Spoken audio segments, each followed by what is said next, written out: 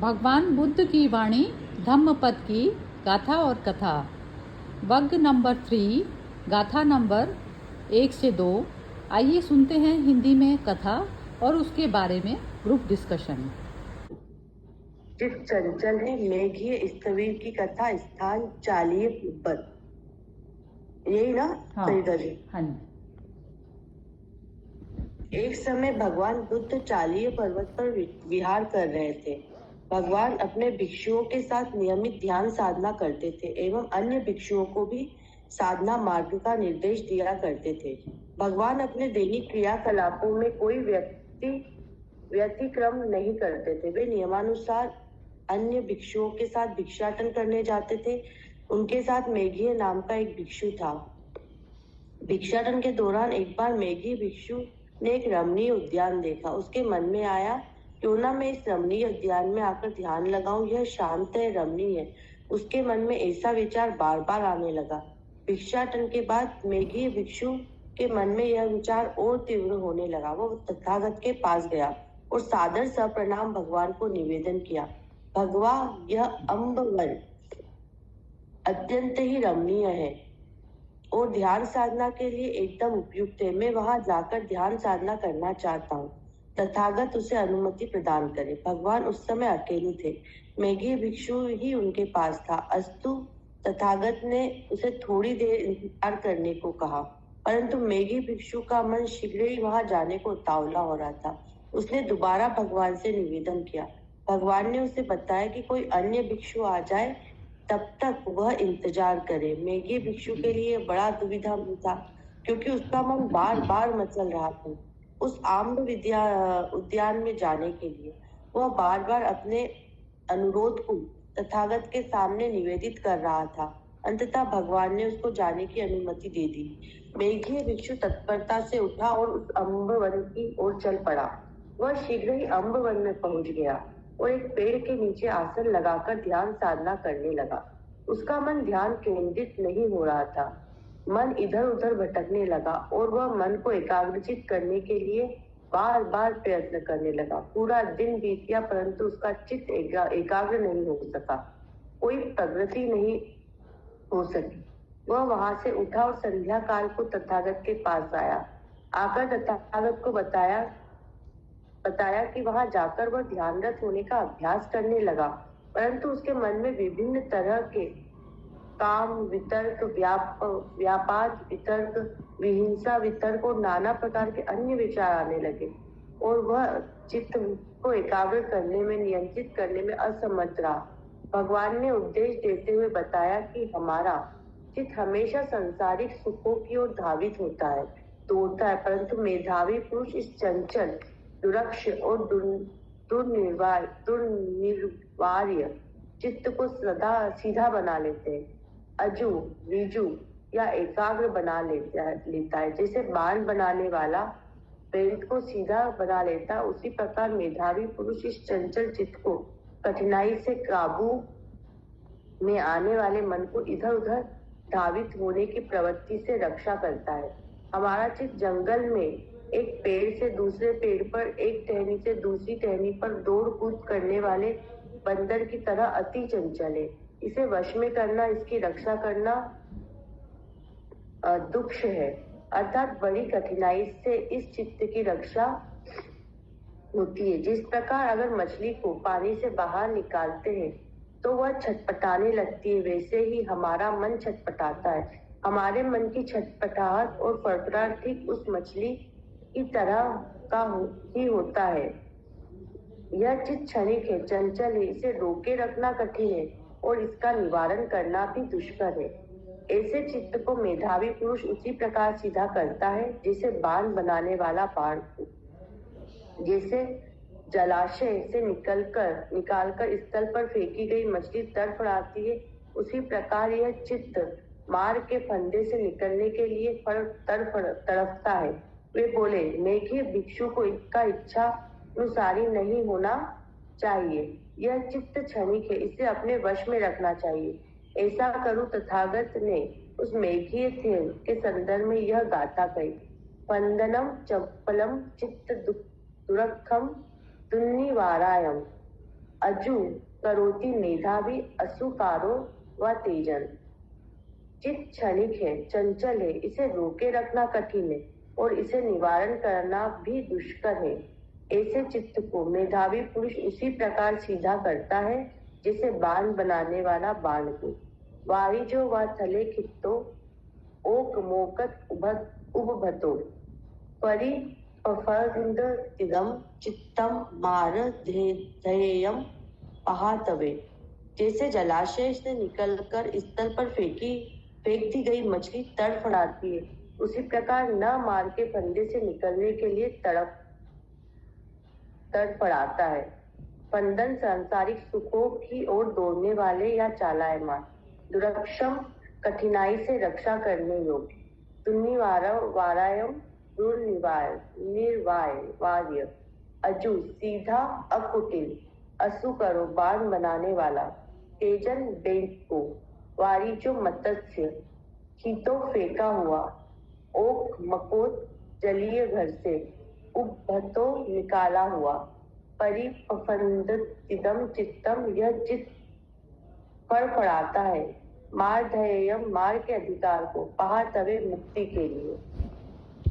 ये जो लैंग्वेज, ये जो लास्ट में जो इनकी गाथा की जो बताई हुई है ना, ये पाली की लैंग्वेज, पाली लैंग्वेज है, ये संस्कृत नहीं है, तो इस कारण जो है ये इजीली समझ में नहीं आती।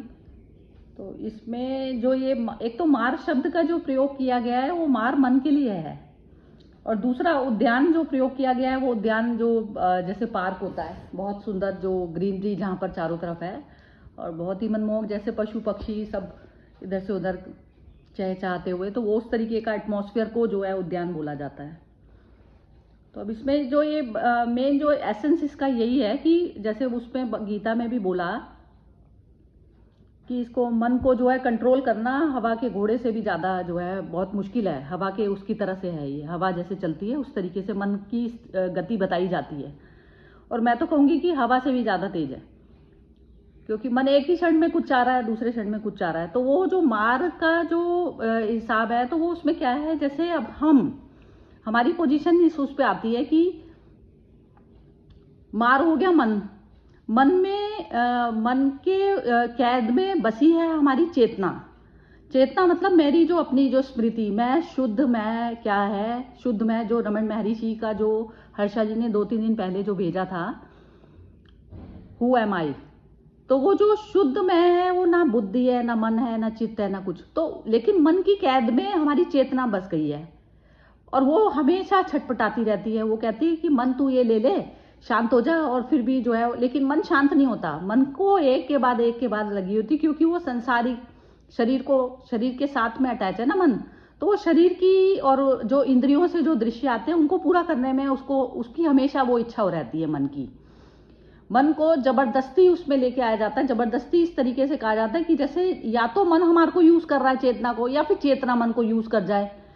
तो जब चेतना उसकी मन की लगाम अपने हाथ में ले लेती है, वो कहती है कि मन जो है निर्मित हुआ है मेरे शरीर भाव से, शरीर के साथ में अटैच है, तो अब मुझे क्या करना है। तो जब तक चेतना की तड़पड़ाहट मछली की तरह से नहीं होती, तो तब तक उसको नहीं मिलता, साधन नहीं मिलता। अब वो जो बुद्ध का था, वो कह रहा है कि स्थान अच्छा है तो मैं वहां पर जाके साधना कर लूं, तो वहां पर भी एकांत नहीं हो पाया उसका। अब एकांत के लिए बाहरी एटमॉस्फेयर भी यानी कि बाधा बन गया ना, जो सुंदर था उसका ध्यान इधर से उधर भागता। तो उसमें क्या करते हैं, जैसे जो अपनी रिमेम्बरेंस होती है, जो अपनी स्मृति जो है उसमें काम करती है कि आप शुद्ध चैतन्य हैं। आप जब तक इस बात को नहीं करेंगे, रमन महर्षि का कहना बार बार ये कहते हैं कि मैं कौन हूं ये पूछो बार बार। तो अब जब आप अपना तादात्म्य, जब आप अपने हर चीज के एक एक अंग के साथ खत्म करते हैं, जैसे योग निद्रा में बताया जाता है ना कि ये चीज हटाओ, ये मतलब हर चीज पे ध्यान करा जाता है, तो वो सारा कुछ बॉडी का पार्ट है।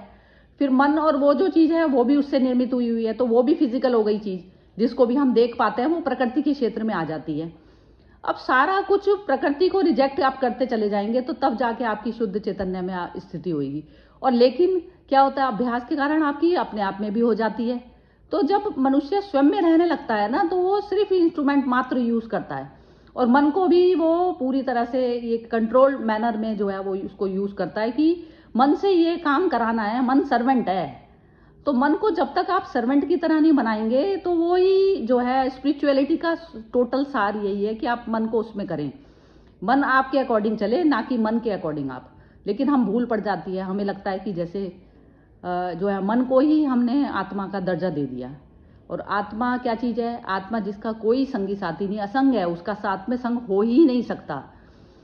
जैसे ये जो हर्षा जी ने ही ये जो वीडियो भेजी थी द्रौपदी की, तो ये हमारे उसमें बताया जाता है कि ये वस्त्र, लेकिन निर्वस्त्र तो आपको होना ही पड़ेगा। निर्वस्त्र होकर यदि कर्म नहीं किए, वस्त्र उस चीज अवस्था का कहा जाता है कि जिसमें आप कोई भी शर्म या कोई भी लिहाज में करके आप कोई भी कर्म, कहते हैं निर्ममो निरंकारा चा, निर्मम है अहंकार, उसको कोई दर्द नहीं होता। निरंकार वाली जो स्टेज आती है उसको कोई दर्द नहीं है, आत्मा को कोई दर्द नहीं है। तो जब तक वो स्थिति नहीं आती तो तब तक यदि आपने एक्शन ले लिया तो आपका एक्शन जो है वो प्रकृति के फेवर वाला एक्शन हो जाता है। वो तो वो चीज़ नहीं चलती इसमें। आध्यात्मिकता में कोई दर्द भी नहीं चलेगा कि इसको दर्द होगा तो मैं ये वाली चीज़ नहीं करूं। तो शब्द वही कहें जो दूसरे को भी मन के पार ले जाए, और वही एक्शन करें जो दूसरे के मन को भी खत्म करे और अपने स्वयं के मन को भी खत्म करे। तो इस तरीके का जब तक एक्शन होता है ना, जैसे ये जो आध्यात्मिकता में लैंग्वेज यूज करी जाती है ना कि वो जो है ऐसी वाणी बोलिए जो मन का आपक होए और वो एक नहीं लेना देना, जो आत्मा तत्व में स्थापित कर दे वो चीज बस शुभ है, और सब कुछ अशुभ है जो आपको मन को जो बनाने का कार्य करता है। किसी की प्रेजेंस से आपको खुशी मिल रही है, किसी की प्रेजेंस से आपको अच्छा लग रहा है क्योंकि वो अच्छी वाणी और वो सब बोलता है, तो वो प्रेजेंस कहाँ से वो निकल रही है? जागृति सबसे ज्यादा जरूरी है, तो वो चीज अच्छी नहीं मानी जाती। तो जो शुद्ध बुद्ध लोग होते हैं वो ही सिर्फ सेंस कर पाते हैं कि ये मनुष्य का मन कीचड़ से सना हुआ है, लेकिन वाणी वो मीठी भी बोल रहा है, तो वो कीचड़ की जो सुगंध आती है वो उसको आ जाती है, बुद्ध को आ जाती है, क्योंकि खुद में इतना प्योरिटी वाला और सत्व वाला जो एलिमेंट होता है वो सबसे ज्यादा होता है उनमें। तो इस कारण वो दूसरे के अंदर का भरा हुआ सामान, जो भरे हुए विचार होते हैं ना, वो पढ़ पाते हैं। लेकिन हम एक नॉर्मल मनुष्य नहीं पढ़ पाता क्योंकि वो खुद ही संसार के उसमें भीड़ में फंसा पड़ा है। तो वो इतनी शुद्धता अपने अंदर आ जाती है कि आपको स्मेल आने लग जाती है उस व्यक्ति में से। एक जैसे कहते हैं ना, एक उसकी खुशबू होती है और एक विभूति, एक उस बुद्ध पुरुषों में उस तरीके की सुगंध जो है जब मनुष्य अनुभूति में आने लग जाती है तो आप समझ लीजिए कि आपकी यात्रा ठीक उस पर जा रही है। जो मनुष्य कामनाओं और इच्छाओं से संचालित नहीं करता, तो वो खुशबू जो है आनी चाहिए। और वो खुशबू से जो है अपने आप ही, जैसे कहते हैं ना एक महकता हुआ फूल है, तो वो आप उसके पास जाएंगे तो उसको कुछ कहने की करने की जरूरत नहीं है, वो फूल की महक आपको आ जाएगी। तो इस प्रकार हमारे अंदर भी इस तरीके के फूल खिलते हैं जो बुद्धत्व के फूल होते हैं। तो वो उस तरफ पर जब मनुष्य यात्रा करने लग जाता है तो उसके विचार छटनी होते चले जाते हैं एक एक करके। तो वो मन को जो है फिर वो मन के अकॉर्डिंग नहीं चलता, मन को अपने अकॉर्डिंग चलाता है। ये अवस्था आनी चाहिए। हाँ जी, चलिए अनामिका जी बोलिए, आप शुरू करिए।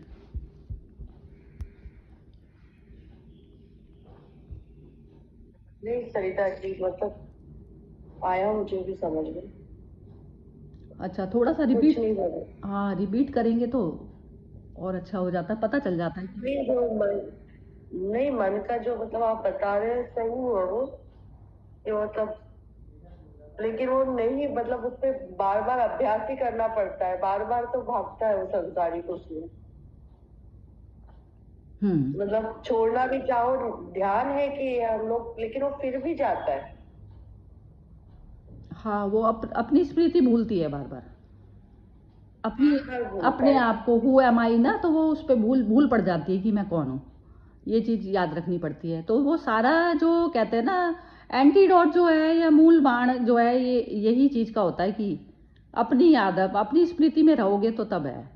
हु एम आई जो उन्होंने बोला ना, तो इसलिए इन्होंने बड़ा सटीक बोला है ये चीज कि आप कौन हैं, आप भूल पड़ गई। आपने चोर को अपना जो है वो दे दिया। चोर किसको कहा जाता है? ईगो को, उसको दे दिया, अपना स्वामित्व आपने दूसरे को दिया हुआ है। दूसरा कौन है? चोर कब्जा जो करके बैठ गया इस बॉडी पे, माइंड पे। हाँ जी, दीपा जी बोलिए, आप बोलिए।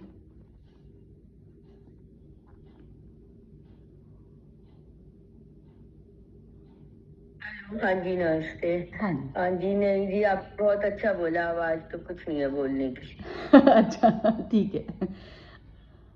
और कौन है अब? हर्षा जी। हाँ जी हर्षा जी बोलिए आप।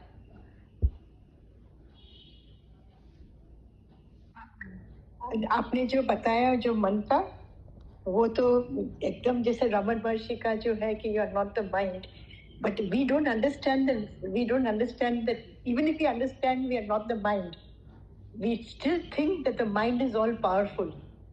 तो ये जो हमें जो नम्रता आती है वो शरणागति से ही आएगी कि मन अमुक चीज के बाद उसकी काम नहीं हो सकता है, it is got its limitations. तो ये लिमिटेशंस माइंड का जब हम समझ जाते हैं ना, तो मुझे ऐसा ख्याल आता है कि माइंड से हम और तभी उठ सकते हैं जब हमारे अंदर ये नम्रता से आएगी कि मैं भी अकेलेपन, अहंकार जो आप बोलते हैं, वो माइंड ही हमको अहंकार बढ़ावा देता है। मैं सब समझ सकता हूँ, मैं सब कर सकता हूँ, पर मैं करते करते वो बोलते हैं ना कि बकरी के जैसे मैं करते, हम लोग तो सत्संग में गुरुजी बोलते थे, मतलब आप लोग पूरे टाइम बकरी के जैसे ही हो, यू नो, मैं करते जाते हो, तो कभी आपके असली रियलाइजेशन आएगी ही नहीं।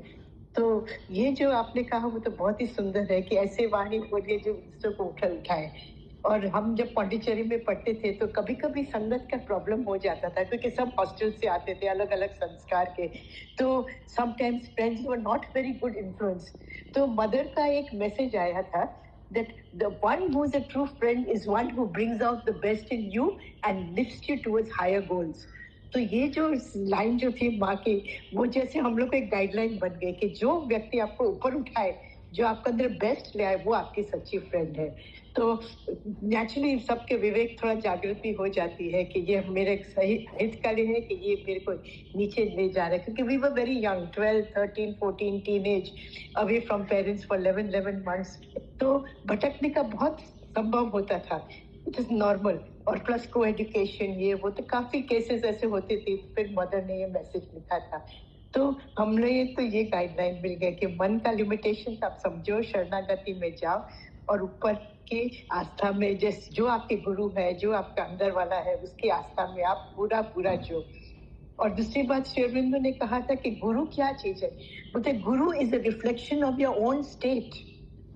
और तभी बोलते थे कि Vedantin is also the same. And Ramanuja भी बहुत अलग थे ना, आपको ख्याल होगा, तो रामानुजा का विशिष्ट अद्वैत का जो है मीन्स यूनिटी इन डाइवर्सिटी। तो सब एक ही पाथ में जाते हैं, एक ही लक्ष्य में जाते हैं, but we have to keep awareness that in all the basic substratum, जो सब्सटेंस है वो डिवाइन का है, वो डिविनिटी है।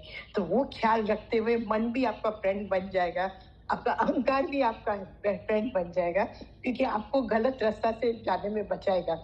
जितना आपका अहंकार प्यूरिफाई होगा, उसकी विवेक जागृतता आ जाएगी। तो मुझे ऐसा समझ में आया। बहुत ही नहीं, बहुत अच्छा, सुंदर से डिफाइन करती हैं आप, बहुत ही मजेदार करा।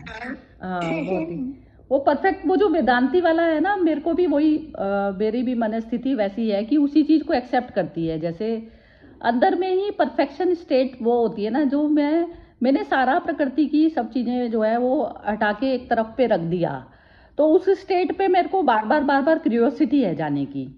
तो इसलिए फिर वो संसार मेरे को फंसा नहीं पाता, कुछ भी जो भी मेरी इंद्रियां हैं, जो भी कुछ है, तो वो मुझे फंसा नहीं पाता, क्योंकि मेरे को हर वक्त उस स्टेट से प्यार होता है जो बिल्कुल माइंड में कोई विचार नहीं बनाती।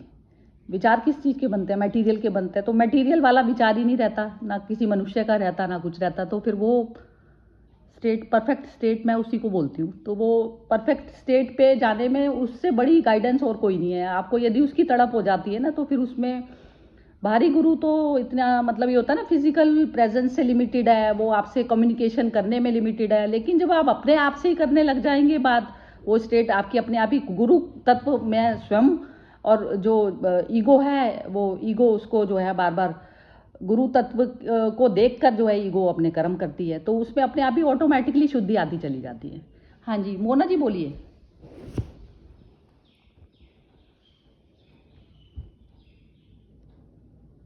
नहीं जी, ऐसा तो कुछ बोलना नहीं, मुझे ये पूछना, जैसे मन में थोड़ा सा नेगेटिविटी के कई बार विचार आते हैं, तो वो कैसे हैंडल किया जाए? कुछ मतलब यही पूछना ही है बोलने के लिए। हाँ, तो ये नीलम जी से पूछते हैं, चलो ये बताएंगी। हाँ नीलम जी, आप बताइए जरा, एक तो मोना के क्वेश्चन का आंसर बता दीजिए, और फिर उसके बाद अपने का। जैसे डिप्रेशन सा कई बार लगता है अकेले। थोड़ा उनके बारे में थोड़ा सा मैं if she doesn't mind I like to talk to her personally. इनको अच्छा मतलब थोड़ा सा इनके बारे में इंट्रोडक्शन करके अलग से मैं इनसे अच्छा ठीक है, तो आप अपना बताइए फिर इसके बारे में कि क्या आपको पता चला। इसके बारे में। हाँ, इसमें ये जो ये है स्टोरी। कि एक ही बीच में एक लाइन आती है कि मन बंदर की तरह भागता है, एक डाल से दूसरी डाल, दूसरी डाल से तीसरी डाल। और अब वो बंदर को हमने संभाल के पकड़ के रखना है और उसको भटकने नहीं देना है। पर फिर वही बात हो जाती है कि रह रह के फिर ये संसार में जाता है। जितना हम अभ्यास करेंगे, जितना ज्ञान चाहिए, भक्ति चाहिए, अभ्यास चाहिए, 3 चीजें चाहिए। जितना हम इसके ऊपर जोर देंगे उतना ही हम अपने मन को धीरे धीरे सेंटर में लाने के लिए कई बारी अभ्यास के बिना भी आ जाता है। एक बारी आप सोचिए कि मैं वो नहीं हूँ, ये जो मेरा शरीर है और ये जो संसार की चीजें हैं ये सब अनित्य हैं, ये सब नाशवान है, ये सब खत्म हो जाएंगी। और जो नित्य है उसको पकड़ना है तो 1 मिनट में भी ध्यान लग जाता है। और कई बारी आप संसार में भटकते रहते हैं। तो ये सारा अभ्यास और ये सुबह सुबह जो हम ज्ञान की अपने को क्लीनिंग करते हैं वो बहुत ही काम की चीज है। उसको जब आप कुछ भटकने लगे हो तो ये ज्ञान को अप्लाई करो, ये वाला सुबह की लाइन को याद करो, वापिस आप अपने सेंटर में आ जाए। ज्ञान, अभ्यास और भक्ति, जितनी आपके अंदर से श्रद्धा है, श्रद्धा के बिना कुछ भी नहीं आप सीख सकते। कोई भी हो, चाहे संसारिक चीज हो, चाहे आध्यात्मिक चीज हो, चाहे कोई टेक्निकल चीज है, पहले आप जो सिखाने वाले हैं उसके प्रति श्रद्धा होनी चाहिए। तो हमें श्रद्धा उस ऑल माइटी, उसको भगवान बोलिए, ऑल माइटी कहिए, उस सुपर पावर कहिए। सुपर पावर के प्रति जब श्रद्धा होगी तभी ही आप कुछ आगे बढ़े। श्रद्धा के बिना आपको ज्ञान भी नहीं आपको रिसीव होगा। ज्ञान, अभ्यास, भक्ति, ये 3 चीजों में लगातार निरंतर, भाटिया जी कहते हैं जहाँ बार बार एक शब्द बोल देते हैं, निरंतर उसका स्मरण रहे। आप घर से निकल रहे हैं, बोलिए भगवान हमारे साथ चलिए, हमें रास्ता दिखाइए, हम रास्ते में कुछ गलत काम ना करें। बस वो भगवान को निरंतर स्मरण, उस सुपर पावर को निरंतर स्मरण करें कि मैं कुछ नहीं हूँ, सारा कुछ संसार वो सुपर पावर से चल रहा है। इसको ध्यान में रखेंगे तो अपने आप ही इस साबुन की सीढ़ी पे भी हम ऊपर चढ़ जाएंगे। जय श्री कृष्ण। एक जैसे इसमें था ना भगवान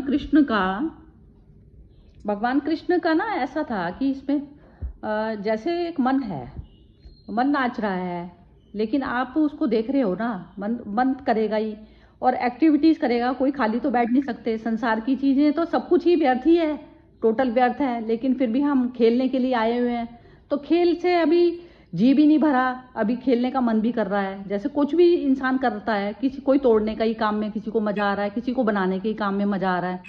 लेकिन यदि पूरी अवेयरनेस है, अपनी चेतना में आप बैठे हो और मन चल रहा है, तो मन को चलाने में कोई मैटर नहीं है। लेकिन मन के साथ में जब वो आई अटैच हो जाती है तब दिक्कत आ जाती है।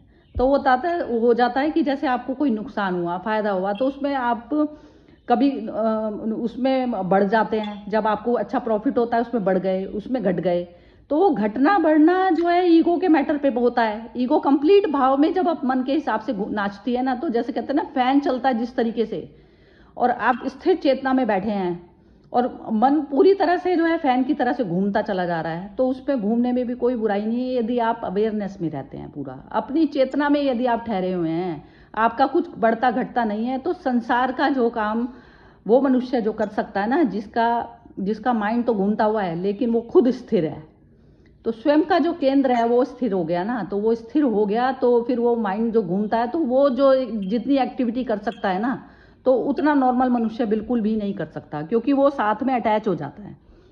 तो ये केंद्र पे प्योर आई बैठी है और चारों तरफ में मन फैन की तरह घूमता है। उससे बढ़िया कोई कोई बात नहीं है, क्योंकि उसमें क्या होता है, आपकी सारी इंद्रियां और वो सब फ्रीली मूव कर रही हैं। ये वाली स्थिति समझ में आई? इसको जरा सा कोई दोबारा एक बार डिफाइन करे जो मैंने अभी बोला है। कोई भी अपने आप बोलिए।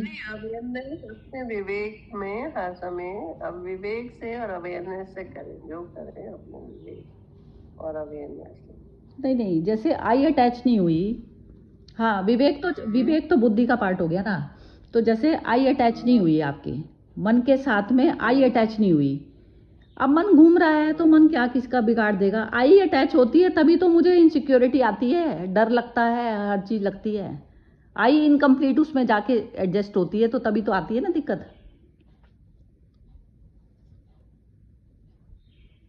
ये जो मैं थोड़ा सा बोलूं, हाँ बोलो जरा सा। जो नहीं होता है कुछ खोने का, वो तभी होता है जब आपको किसी चीज से आसक्ति होती है। और नहीं तो जो एक सेकंड, ये ऐसे करते हैं, क्वेश्चन आंसर करते हैं इसमें। ये जैसे आपने बोला कि आसक्ति होती है, एक लाइन बोलने दीजिए। भय होता है तो आपको किसी को चीज को खोने का भय होता है कि मेरा शरीर चला जाएगा, मेरा बेटा चला जाएगा, मेरा धन चला जाएगा, मेरा घर, उससे इनसिक्योरिटी आती है। पर अगर अपने मन को आप ज्ञान से समझाइए कि ये सब चीजें नाशवानी है, ये एक दिन चली ही जानी है, ये सब हमारी तो है ही नहीं, हम तो सिर्फ इनके कस्टोडियन है, इनको यूज करने के लिए आए हैं और ऐसे ही छोड़ के चले जाएंगे। अगर वो भय निकाल लीजिए, उसको हमारा है ही नहीं, वो अनित्य है, वो जाने के लिए ही आया है, तो फिर वो भय नहीं होगा और इनसिक्योरिटी भी नहीं होगी। ये थोड़ा सा मुझे मोना जी के क्वेश्चन का आंसर ये लगा। अच्छा ये मोना का बताया आपने, ठीक है। मतलब वो जो मूवमेंट होती है ना, ये जो इनसिक्योरिटी, ये जो सब जो चीजें आई हैं, क्योंकि आपने चैतन्य तत्व ने मन के साथ में संयोग कर लिया, इस कारण मोना के जो क्वेश्चंस थे वो उठे। अब वो कह रहे हैं कि जो है ये चीज आप अपने आप में, स्मृति आपको ये चीज आई कि आप तो ना बॉडी है, ना माइंड है, ना कुछ है। तो जब आपका माइंड से आप अपने आप को डिटैच करेंगे, तो डिटैचमेंट करते ही माइंड अपने आप प्रॉपर, वो तो ढंग से जो है अपने आप कार्य करता ही रहेगा, कार्य वही होंगे, लेकिन वो डर से नहीं हो रहे। अब कार्य वही करेगा। ज्ञानी और अज्ञानी की जिंदगी में कोई खास फर्क नहीं होता, लेकिन ज्ञानी पूरी तरह से शांत स्टेट में रह के काम करता है, और अज्ञानी जीव जो है इनसिक्योरिटीज में बंधे बंधे कर रहा होता है। तो इसलिए ना तो उसकी काम में ही परफेक्शन होती, और ना जो है वो उसका जो है मन उसका स्थिरता में जो उसमें काम करता। मतलब मन तो करेगा ही, मन तो चंचल जो चलेगा ही, उसकी मूवमेंट तो खूब तेज चलनी ही चाहिए, क्योंकि मन के बिना तो आप कुछ भी कर भी नहीं सकते हैं। लेकिन चैतन्य तत्व यदि देखने वाला साक्षी आपका यदि खो गया ना उसमें, तो आप मन के साथ में एक हो गए। मतलब जैसे मैं ये बात कर रही हूँ, तो मैं ये बात कर रही हूँ, तो मैं मेरी जबान कर रही है, लेकिन एक साक्षी तत्व इसको देख रहा है कंटिन्यूसली जो मैं बात कर रही हूँ। तो ये जो सारा जो प्ले है, ये प्ले की तरह हो गया ना मेरे लिए, ये डिस्कशन भी प्ले की तरह हो गया। समझे ये वाली बात? कि जैसे ये जो मैं अब डिस्कशन कर रही हूँ, 5 लोग मिले हुए हैं, सब डिस्कशन चल रहा है, तो ये डिस्कशन भी क्या चल रहा है, ये फिल्म की तरह चल रहा है मेरे सामने। तो वो साक्षी तत्व मेरा खोया नहीं है, साक्षी तत्व मेरे को, मैं देखने वाली हूँ, और ये सारी चीजें मेरी जबान बोल रही है, आंख देख रही है, ये सब कर रहा है काम। ऐसे वाले किसी ने फीलिंग की है कभी? हर्षा जी जरा बताएं आप। ऐसे फीलिंग, सॉरी यार, ऐसे फीलिंग मैंने जब मेरी मम्मी हॉस्पिटल में थी, आईसीयू में, तो मम्मी तो बहुत इंटीमेटली कनेक्टेड थी सिंस 45 इयर्स। तो सब सेंटर से, आबू से भी फोन आया उनका कि मासी को मैंने कि अभी आपने ना पूरा time peace of mind channel रखे, वो कोमा में है तो भी वो सुन सकेगी, यू नो। तो उनको आईसीयू में आप मत डालना, बिकॉज डॉक्टर्स भी जो एक तो इंटीमेट थे, बोले आईसीयू में जरूरत नहीं है, she is now 91, so she don't need a ICU, let her go peacefully, whatever it takes, you know, body अपने आप जाएंगे। तो जितने टाइम वो थी ना, तो हॉस्पिटल वालों पे बहुत अच्छे थे, आई एक्सप्लेन टू देम, तो पीस ऑफ माइंड चैनल चालू ही था। But best thing is that उनके साथ जो मैं सुनती थी, मैं वो उनको बनकर मैं सुन रही थी, विटनेस बनकर। तो बाबा की वाणी हो या तो अभी परदाम का जो उनका डिस्क्रिप्शन होता है, और जो भी सब टॉक्स जो होते थे, तो विटनेस में मैं मम्मी को बोलती थी तू भी साक्षी स्वरूप है और तू अभी भी सब सुन रही है, भले तू कोमा में है। तो एक बार मुझे ऐसा लगा कि उनका चेहरे में सेंट्रल हास्य आई, तो मेरे भाई और मैंने बोला कि देखो वो सुन रही है सूक्ष्म में। सो साक्षी भाव जो वो पूरी जिंदगी एक्चुअली मैं सोच सकती हूँ कि वो साक्षी भाव में ही रहती, because she was also a cancer survivor, she was also Brahma Kumari, she went through tremendous ups and downs in life, means so much that you can't imagine. But उनका गुडविल जो था वो कायम मेंटेन था। She could never never never have any bad word for anyone. So that was one thing which I learned from her, that life में कितना भी तकलीफ आ जाए अपना नेगेटिविटी को दरवाजा खुला नहीं रखना है। She would tell me that कितना भी तकलीफ आ जाए नेगेटिविटी को अंदर घुसने मत देना, ये तुम्हारे दुश्मन है। तो ये जो था वो मेरे फादर का भी थोड़ा उनका बहुत इन्फ्लुएंस था, बट बहुत उनका खुद का पुरुषार्थ कि she was supporting her husband family, she was मैं ये कहना चाह रही हूँ, जैसे आप ये नेगेटिव बोले ना, अब ये उन्होंने नीलम जी ने भी यही वाली बात बोली मोना के लिए पर्टिकुलर। तो जैसे जो नेगेटिव आई जो चीज़, तो नेगेटिव मेरे मन में आई है ना, ये नेगेटिव आई ना, जैसे कोई इमोशन नेगेटिव आए तो नेगेटिव साक्षी भाव उसको कहा जाता है कि ये जो नेगेटिव आ रहा है ये भी साक्षी की तरह से मैं देखने वाली हूँ ना, मैं देख रही हूँ इसको। ये नेगेटिव आया, यहाँ पे मेरा मन डरा, यहाँ पर मेरे मन ने ऐसा किया वो सब किया, इन सबको देखने वाली हूँ मैं। देखने वाला जो तत्व है वो देखने वाला बना पड़ा है, कंटिन्यूसली बना पड़ा है। वो देख रहा है कि मेरा मन डरा, मेरे मन में ये चीज़ हुई, मेरे मन में उसके लिए ईर्ष्या पैदा हुई, ये सब चीज़ें मेरे देखने वाली हुई। तो वो देखने वाला सतत जो है वो साक्षी में जाकर हमें बैठना है। मन तो करेगा ही, मन तो करने के लिए ही आया हुआ है यहाँ पर, लेकिन देखने मात्र से फिर मन वो अपना एक्शन में नहीं आ जाएगा। कर रहे हैं सारे भाव आ रहे हैं, आपने कोई एक्शन नहीं लिया, आप खड़े होकर एक्शन नहीं कर रहे हो, ना बॉडी से कुछ करना शुरू किया, लेकिन देखने वाले बने हुए पड़े हो। ये वाली बात समझनी बहुत ज़्यादा ज़रूरी है, नहीं तो वो जो लास्ट वाला जो वो होता है ना प्लेटफॉर्म, उस पर नहीं पहुँचेगा कोई भी। वो पहुँचना बहुत ज़्यादा ज़रूरी है, तब ये बात समझ में आएगी कि मेरे पर नेगेटिव और पॉजिटिव सब कुछ है ना, सारा कुछ यदि नेगेटिव है तो वो भी वही है, उसके अलावा है नहीं कोई भी। ब्रह्म के अलावा कोई नहीं है ना। ब्रह्म एव ही केवलम, अहम एव ही केवलम, मतलब मैं ही हूँ बस, खाली चारों तरफ मैं ही मैं हूँ। तो मैं ही मैं हूँ, तो जो विकार आए, विकार भी तो उसी के हैं। जब अंधेरे उसके हैं तो प्रकाश भी उसी का ही है। प्रकाश को यदि हम एक्सेप्ट अंधेरे के साथ में नहीं करते तो हमने आधा छोड़ दिया, अभी आधे हैं हम। अंधेरा भी यदि मेरे मन में, हम अपने आप को ही तो नहीं एक्सेप्ट कर पाते, हमें अपने आप को तो एक्सेप्ट करना पड़ेगा कि ये चीज़ आई, आप रिकग्नाइज करें उसको कि ये चीज़ आई, उसको ये आई, फिर मैंने इसको जाने दिया। मेरे मन में विकार आया, ये विकार आए, मन के अंदर आए हैं, ये चीज़ मेरे अंदर नहीं आई है। मैं तो शुद्ध चैतन्य हूँ, मेरे में नहीं आया कुछ भी, साक्षी हूँ मैं। साक्षी में तो टच ही नहीं कर सकता किसी चीज़ को। साक्षी भाव में ये चीज़ होती है। तो उसमें आपने नेगेटिविटी आई है तो उसको भी देखा, रेकग्नाइज किया आपने। रेकग्नाइज करते ही वो साफ होनी शुरू हो जाएगी। अपने आप का चेहरा देखना है ना, उससे छुपना नहीं है। दोनों चीज़ें एक्सेप्ट करनी पड़ेंगी। ये जैसे ना ये हो जाता है कि हमें ना एक अच्छा गुड स्टूडेंट बनना है, गुड नहीं बनना, हमें जीरो बनना है। गुड और बैड में नहीं जाना है। गुड और बैड वाले में चला गया था ना अर्जुन जो था वो गुड वाले में चला गया था। गुड में चला गया तो गुड वाले में फिर वो एक्शन नहीं कर पाया, हाथ रुक गए उसके।